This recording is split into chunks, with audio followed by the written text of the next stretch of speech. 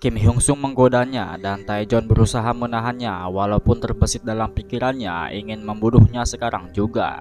Tetapi saat ini dia hanya perlu menunggu kawan-kawannya datang untuk kemudian melancarkan aksinya.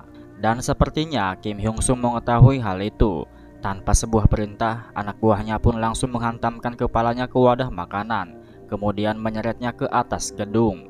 Di atas gedung, dia sempat memberontak, menghajar siapa saja yang ada di hadapannya. Tetapi perbedaan kekuatan dan jumlah orang membuatnya tidak bisa berkutik lagi. Kim Hyung Sung sendiri mengakui kekuatannya, apalagi saat dia menghajar para anjingnya seorang diri. Maka dari itu, Kim Hyung Sung ingin membuatnya seimbang, yaitu dengan cara menghancurkannya. Mereka memukulinya tanpa ampun, kepala, punggung, perut tak lepas dari amukan mereka. Dan terakhir, Kim Hyung Sung menjepit tangan kanannya, kemudian mematahkannya begitu saja. Jeritan dari mulut seorang bajingan itu terdengar begitu merdu hingga membuat Kim Hyung Sung nampak terkekeh menikmatinya.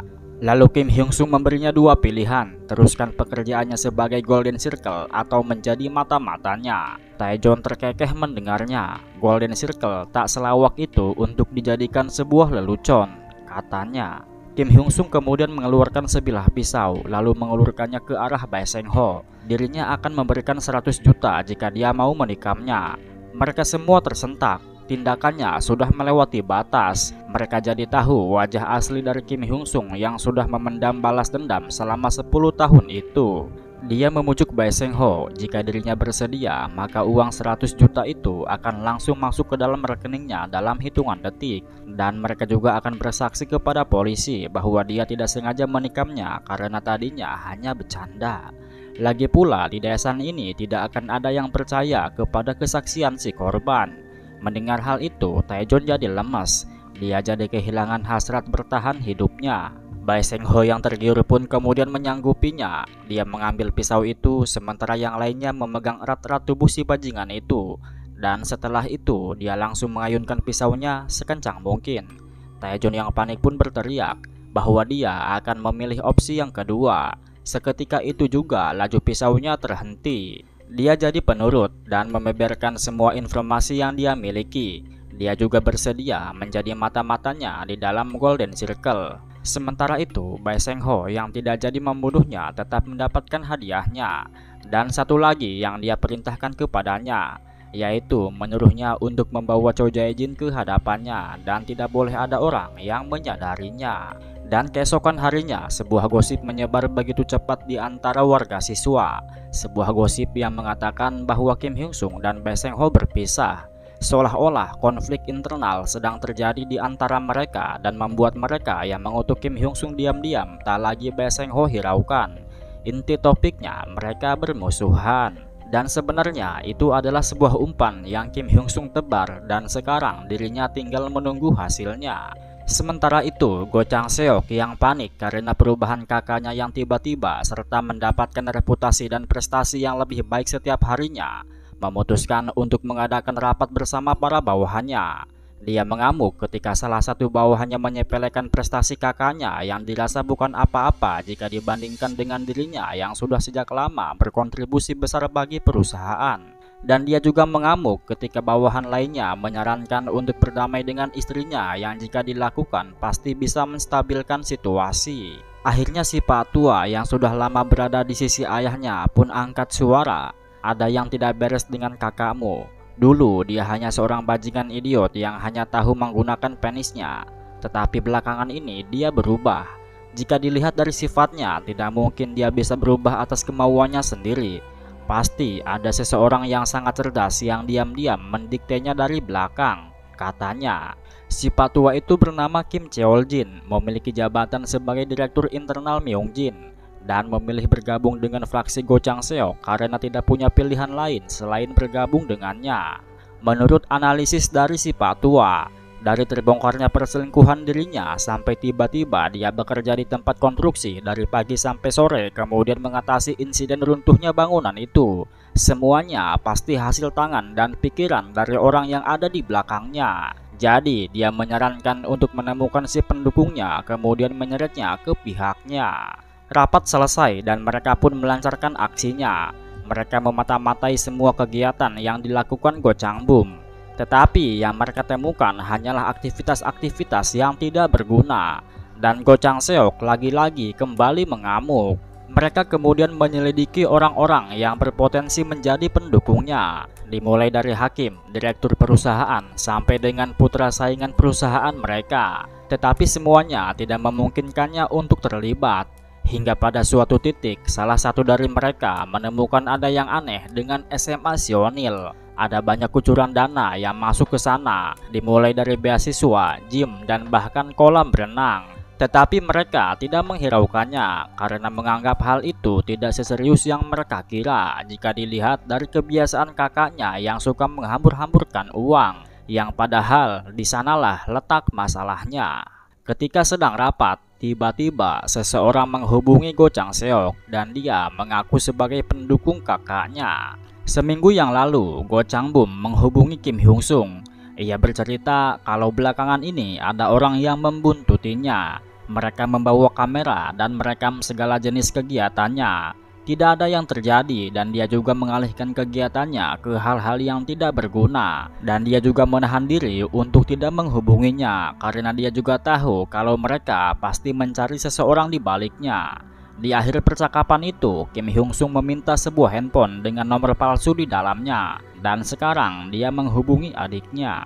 Inti dalam percakapan dengan si adik ingin merekrutnya untuk membantunya memenangkan ahli waris. Karena dia merasa jauh lebih baik ketimbang kakaknya. Bagaimana tidak, dia merupakan lulusan universitas bergengsi ketika kakaknya kesulitan untuk lulus.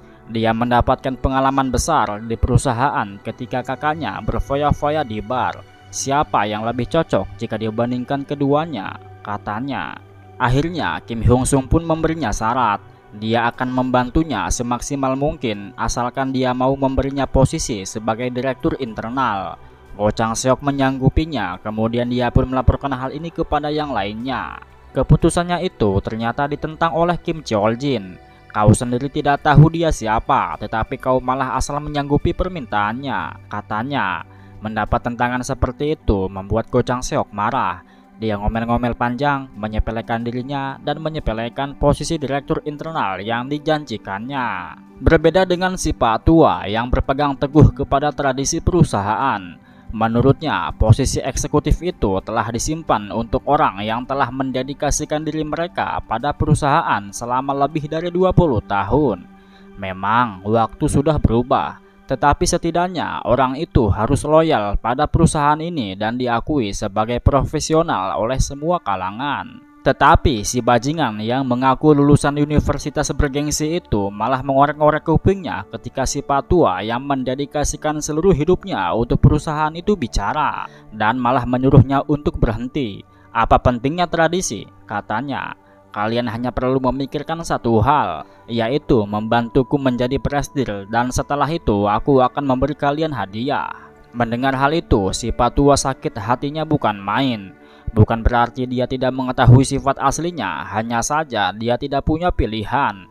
Sedari dulu dia memang sudah tahu kalau si bajingan Go Chang Seok itu selalu mementingkan dirinya sendiri, selalu melakukan pelecehan verbal dan bahkan tidak setia. Jika saja dia bukan anak kedua presdir, dirinya juga tidak mau dekat-dekat dengan orang seperti dia. Meskipun begitu, dia tetap mendukungnya karena dia lebih tidak berbahaya ketimbang Go Chang Bum yang tidak tertarik dengan perusahaan. Pada awalnya begitu, tapi setelah dia mendengarnya tadi, pada akhirnya Go Chang Seok juga bukan pilihan yang baik. Jika tradisi diabaikan, hanya tinggal menunggu waktu munculnya retakan, katanya. Akhirnya dia pun memutuskan untuk melaporkan hal ini kepada sang presdir. Tetapi ketika dia hendak ke sana, tiba-tiba dia mendapat telepon dari nomor yang tak dikenal. Orang itu berkata, "Bagaimana menurutmu tentang keputusan Go Chang Seok?" Kim Cheol Jin langsung bisa tahu siapa orang itu. Tujuan Kim Hyung Sung sebenarnya hanya ingin membuktikan perbedaan antara si kakak dan si adik kepadanya dan tidak benar-benar mengincar posisi direktur. Pada kenyataannya, Kim Hyung Sung juga sangat mengetahui tentang tradisi yang diemban erat oleh Myung Jin itu, yang dimana tidak sembarangan orang yang bisa menjadi direktur internal. Dia juga menyarankannya untuk membantu si kakak yang sekarang kelakuannya jauh lebih baik ketimbang dulu. Kim Hyung Sung berjanji bersamanya masa depan perusahaan pasti akan semakin cerah. Pada awalnya dia tidak menghiraukan ucapan Kim Hyung Sung, tetapi lama-kelamaan dia kepikiran juga. Dan akhirnya dia pun memutuskan untuk menemui si kakak dan bicara panjang lebar dengannya. Beliau bertanya mengenai identitas si pendukungnya, tetapi si kakak enggan untuk memberitahunya. Kemudian percakapan mereka melebar ke masa lalu si kakak, yang dimana sewaktu kecil Go Changbum menggunakan tangan mungilnya untuk membantu mengangkat batu bata. Jantung si Patua berdegup kencang ketika melihatnya, takut dia melukai dirinya sendiri. Tapi saat anak kecil itu tumbuh dewasa, si Patua jadi kecewa. Dia beberapa kali terlibat dalam perkelahian dan membuat ayah dan dirinya harus bolak-balik ke sekolah. Kemudian Myungjin Construction berkembang pesat, tapi si Go Changbum malah menghabiskan waktunya untuk berfoya-foya bersama wanita. Itulah kenapa dulunya dia berpikir bahwa si kakak tidak pantas untuk menjadi presiden perusahaan dan tidak punya pilihan lain selain mendukung adiknya. Dia berkata begini karena sangat peduli dengan nasib perusahaan dan sudah memberikan segalanya untuk Myungjin seperti ayahnya. Dia tidak bisa begitu saja merelakan Myungjin Construction ke tangan orang bodoh dan menyedihkan yang bahkan tidak bisa mengurus dirinya sendiri. Tapi ketika melihatnya perlahan berubah, sebenarnya dia juga ikutan senang, terlepas dibantu atau tidaknya dari orang yang ada di belakangnya. Dia juga tidak ingin mengetahuinya lebih lanjut, karena asalkan dirinya memberikan hasil yang terbaik bagi perusahaan, maka itu sudah cukup untuknya. Jadi pada intinya dia akan berpaling dari adiknya dan akan mendukung sepenuhnya, dan itu membuatnya sangat terkejut.